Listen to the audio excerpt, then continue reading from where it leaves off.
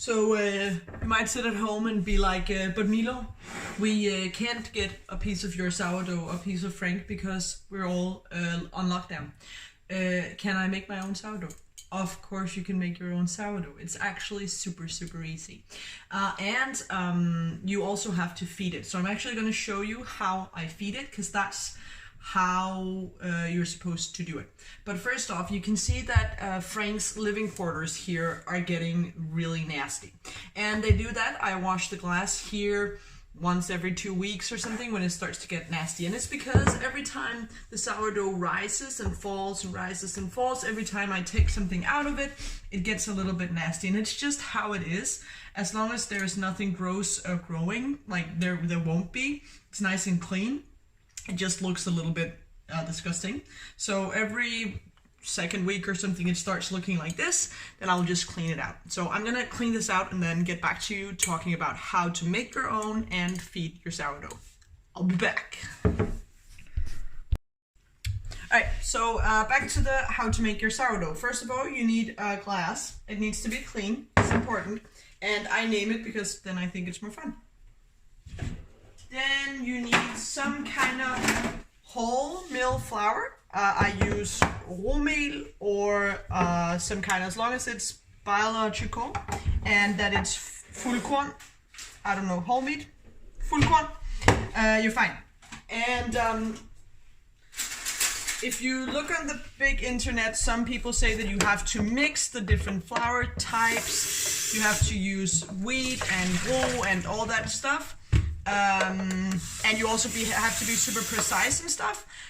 That's too difficult for me, so I don't care. I just mix it equal parts water, råmel or whatever fuldkorns flour I have, and then that's it. So equal parts here, and then I add cold water and I stir it. And that's actually how to start your sourdough. If you don't have anything, this is how you do it. And just put on water, roughly the same amount as flour, and then you stir it. Alright, so if this is your start, this is what you do, boom, and then put a cloth or something over it so that it can still breathe. And you just leave it on the countertop until tomorrow. Then tomorrow you take out half of this, and then once again you put in equal parts flour and water. So I already have some sourdough. So I have 1 part flour, 1 part water, and then an equal amount of sourdough that I already had, right? Because I'm just building on it. But you literally just repeat this process. In the beginning, when you're gonna start your first sourdough, it takes usually around 7 days for you to be able to use it. And here in the beginning, it's important that you actually feed it every day. So feeding it is take half of it out and just discard it, throw it away, or use it to, if you get further along, use it to bake bread. But in the beginning, take half of the sourdough you already have and throw it out. And then, so 1 part old sourdough, 1 part flour, 1 part water. And just make it room temperature and just rough, right?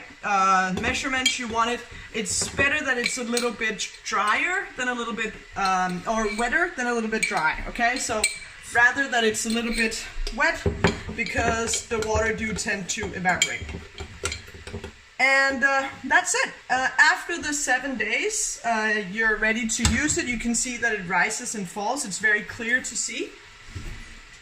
And you can see a lot of bubbles have developed into the sourdough, and it's nice and ready. Then you can feed it every 2 or 3 days. It's best that you feed it the day before you want to make bread. So if you want to bake, so if you want a freshly baking bread on Friday, you have to make the dough on Thursday. So you have to feed your sourdough Wednesday evening. Okay, so you feed your sourdough Wednesday, make the bread Thursday, bake it on Friday. Alright, that's it. Have fun. Bye. Alright, good morning, Madklubben. So I actually just wanted to talk a little bit about the sourdoughs, okay? So, økologisk flour, preferably fuldkorn, that's important. And then water, that's room temperature, important.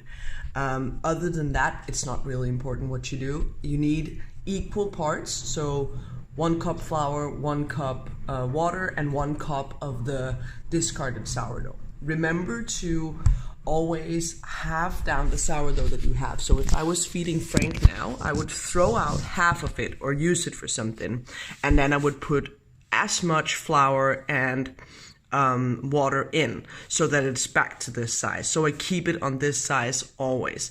Otherwise your sourdough keeps getting bigger and bigger and you have to feed it more and more. All right, so 1 part of all the things. And then I actually just wanted to show you this. You see these lines that are here on Frank?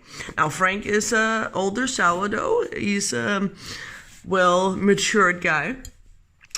So he's been rising during the night, right? So all the bubbles develop during the night. He risen up and then fall back down again, which means he would be perfect to use now, or I could also just like wait and use him later tonight. I could also feed him now, it doesn't really matter. I just wanted to show you the rise marks here because it's so nice and clear. And when it comes to so the important thing is you always want to feed your sourdough the day before you have to use it, so it's nice and active when you use it. Other than that, keep the glass clean so mold doesn't start to form. If you go too long between feeding it, so if you are waiting more than 5 days, put it in the refrigerator, because then it can keep for like a month or maybe even more.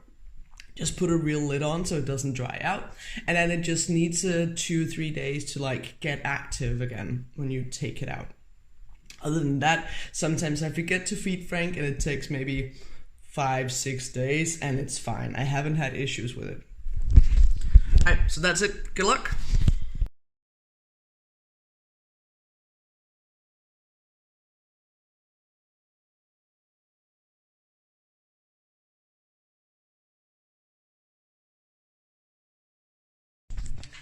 Hey Madklubben. Alright, so to see if your sourdough is active, a little trick can actually be putting a rubber band on.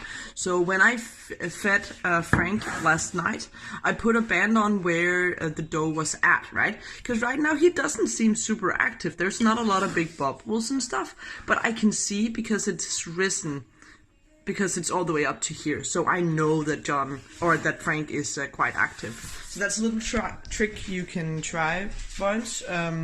To see if John is more active than you think he is.